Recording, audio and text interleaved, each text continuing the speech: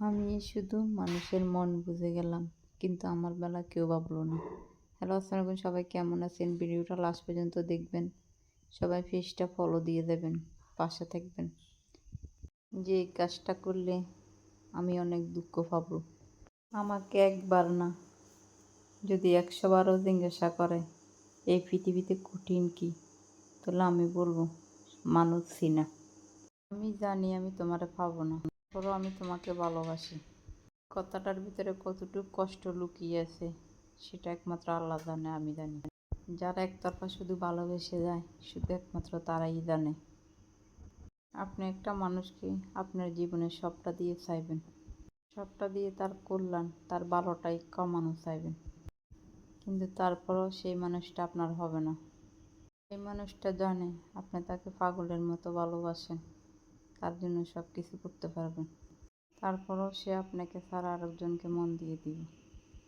আপনি জানবেন সে আরেকজনের সাথে আরেকজনকে মন দিছে, তখন ব্যাপার আপনার ভিতরে কতটুকু কষ্ট হবে সেটা একমাত্র আপনিই বুঝতে পারবেন। আপনার চারিপাশে কেউ কখনো বুঝতে পারবে না, কেউ কখনো অনুভবও করতে পারবে না। আসলে পৃথিবীতে স্বার্থপরদের ছিনা বড় দায়। তারা মুখে এক বলে, অন্তরে আরেকটা করে। আপনাকে নিয়ে, আপনার নিষ্পাপ ভালোবাসাকে নিয়ে শুধু ছিনিমিনি খেলে।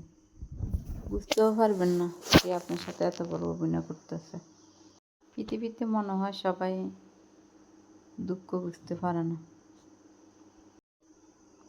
সবচেয়ে চমৎকার মানুষ হলো তারাই, যারা দুঃখ হয়ে সব কিছু মেনে নেয়, সব কিছু সয়ে যা হাসি মুখে থাকে, তারাই সবচেয়ে চমৎকার মানুষ। একটা মানুষ আপনাকে বারবার কষ্ট দেব, তবুও তার পিছে ঘুরবেন, আসলে কখনো না।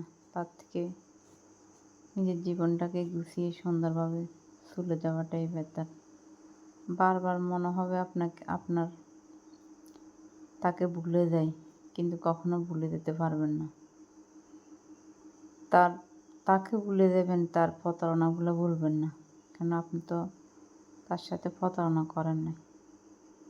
তাই নিজের জীবনকে গুছিয়ে নেন, নিজেকে ভালোবাসতে শিখেন, এটাই বেটার হবে।